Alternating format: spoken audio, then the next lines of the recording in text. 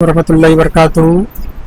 E learning teaching पेश करते हैं जमात चारुम मज़मून मालूमाती मुतल्ला और सबक का उन्वान है हैवानात का दौरे हयात। इस उन्वान पे मैंने सबक को तफसील से समझाया एक वीडियो में, और एक दूसरी वीडियो में इस सबक के सवाल जवाब मैंने बनाया। तो दोनों वीडियो आपको मिलेंगे। अगर आप प्ले लिस्ट में जाएंगे तो आपको ये सबक तफसील से मिलेगा, आपको समझाया हुआ, और इसके सवाल जवाब भी आपको मिलेंगे। तो इस सबक के अंदर हम फिर क्या करने वाले, इस सबक के अंदर हम सबक का निचोड़ पेश कर रहे हैं खाके की शक्ल में, ताकि आपको मोटी मोटी बातें याद रहें।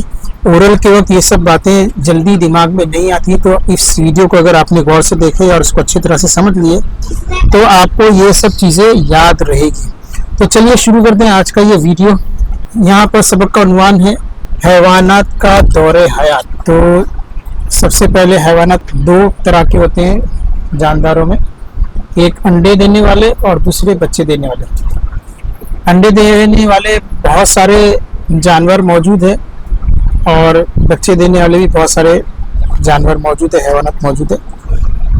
अंडे देने वाले जानवरों को अगर पहचानना है तो आप जिस जानवर के कान आपको अंदर की तरफ दिखाई देते, बाहर की तरफ नहीं अंदर की तरफ दिखाई देते, वो अंडे देते हैं, और जिन जानवरों के कान बाहर की तरफ दिखाई देते हैं वो बच्चे देते हैं। तब अंडे देने वाले में कौन है? सबसे पहले मुर्गी है, यहाँ देखिए मुर्गी तस्वीर, कान इसके दिखते नहीं, अंदर है। उसके बाद मेंढक है, यहाँ मेंढक की तस्वीर है।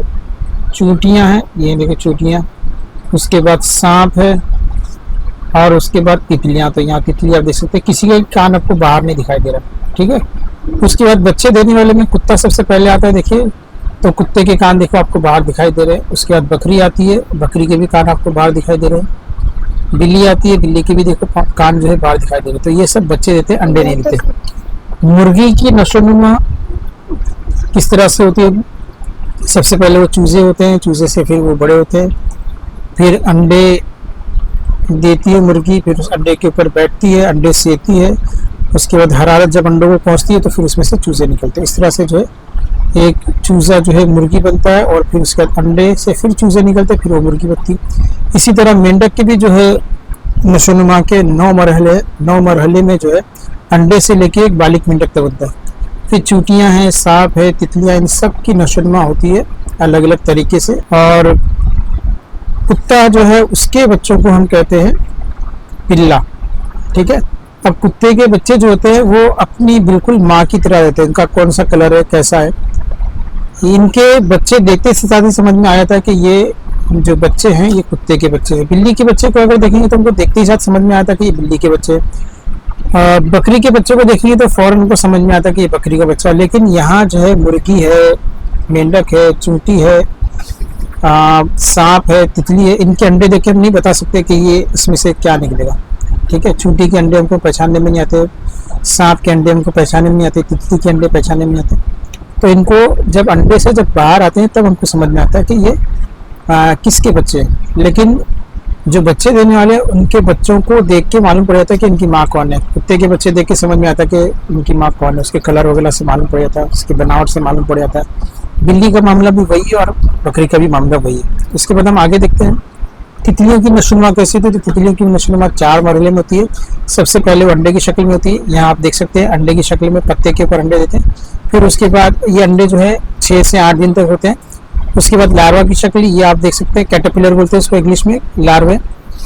ये लार्वा जो है इसको सुंडी भी कहते हैं। इसके ऊपर जो केचली होती है ये कम से कम 3 से 4 बार ये केचली बदलता। जब ये पत्ते पे जब ये अंडे से जब बाहर आता है तो पत्ता बेशुमार खाता है, इतना खाता है कि इसके ऊपर की जिल्द जो है, जो केचली है, वो बिल्कुल छोटी पड़ जाती है। तो फिर ये अंदर की इसके जिस्म के ऊपर जो जिल्द आती है वो इसकी फिटिंग में बराबर होती है, थोड़ी ढीली होती है। तो फिर ऊपर की केचली निकाल के फिर अंदर से वो बाहर निकलता है नए, बिल्कुल नए केचली के साथ। तो ऐसे 3 से 4 बार ये केचली बदलते हैं। उसके बाद फिर पीपा की शक्ल में आता है, यहाँ पर वो केचली के साथ लटक जाता है और अपने आप को कवर कर लेता है। फिर उसी के अंदर जो है ये 10 से 12 दिन तक उस पीपा के अंदर रहता है। उसके अंदर उसकी फिर इसका जिस्म की नशोनुमा होती है, और फिर 10 से 11 दिन के अंदर एक बालिग जो है वो तितली तैयार होती है, और फिर उस प्यूपा को फाड़ कर, उस हॉल को फाड़ कर आती है। तो यहाँ तस्वीर में देखिए, पहले अंडे की शक्ल में होता है, फिर वो लार्वे की शक्ल में आता है, यानी कैटरपिलर की शक्ल में, और खूब पत्ते खाता है। फिर वो प्यूपा की शक्ल इख्तियार करता है, फिर उसमें से बाहर निकलता है और एक बालिग तितली जो है बन जाती है। उसके पर और पैर बड़े बड़े हो जाते हैं, इसको हम बागली कहते हैं, बालिग।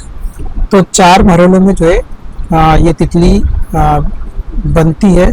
अंडे देखकर हम कह ही नहीं सकते कि ये तितली के अंडे हैं।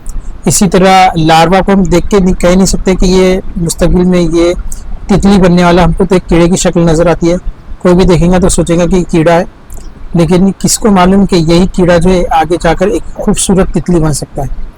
तो आज के सबक में इतना ही। इस सबक को गौर से देखिए, इसके जो पॉइंट मैंने यहाँ पे हाईलाइट किया उसको अच्छे से याद कीजिए। 2-3 बार वीडियो देख लेंगे तो आपको ये सारी चीज़ें याद हो जाएंगी। तो मिलते हैं अगले वीडियो में, तब तक के लिए अल्लाह हाफिज़। ई लर्निंग टीचिंग एक बहुत ही यूजफुल चैनल है। इस चैनल पर सभी क्लास के लिए सभी सब्जेक्ट्स के वीडियोस अपलोडेड है। अपनी स्टडी को बेहतर बनाने और अच्छे रैंक या ग्रेड से कामयाबी के लिए चैनल को सब्सक्राइब करें। आपका सपोर्ट हमें मोटिवेट करता है।